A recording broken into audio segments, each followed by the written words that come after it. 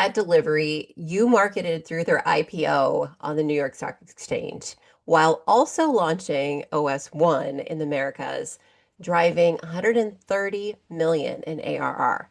This is pretty cool. So you improved MQL and quality by 30%. Most companies treat IPO marketing and growth marketing as separate functions, and it's kind of a delicate time. So, Mhm. what's the actual cost, and how do you achieve those numbers if narratives aren't aligned? It was probably, the best of times and the worst of times, to quote Charles Dickens at the same time. You kind of hit the nail on the head. You're really marketing in two different approaches there.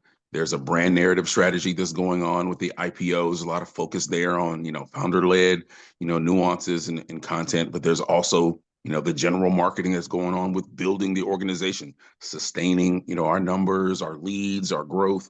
Those things are simultaneously going on at the same time, and putting a spotlight to the founder-led content, our backstory, who are we serving, is a really huge distraction when it comes to, general business operations. So we almost literally had to operate as two different entities. I had to split the team because the team was so large. Fortunately, we had, home office in India, where I was able to leverage some of the team members in India versus, my remote teams to curate. Okay, we need a separation of content, we need a separation of strategy, a separation of execution on all these different channels, and curating a story while building brand at the same time that had us operating as quote unquote two different business functions.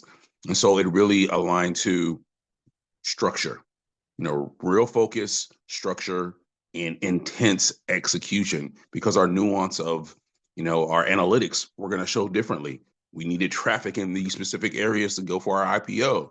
We needed MQLs and SQLs closing simultaneously on another end, obviously another operative focus on our, our website. So for the lead, so there were multifaceted approaches to making sure our brand awareness is going out, our stories are going out, but at the same time, we're making sure that business is still functioning while not distracting them from what we're doing, on the IPO brand side. So yeah, a lot of separation. And so because we had the right people at the right place with a lot of structure, we were really able to curtail brand narrative and marketing, marketing focus on building business simultaneously, which fortunately for us, work simultaneously, because one machine was working successfully, the other was working successfully. So by focus of those two operatives in the marketing execution, they helped each other. It was, a symbiotic relationship on all sides, because of that dedicated focus.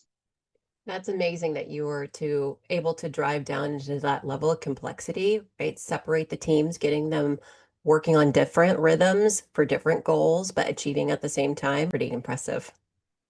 I would say stressful time, but man, what an amazing success.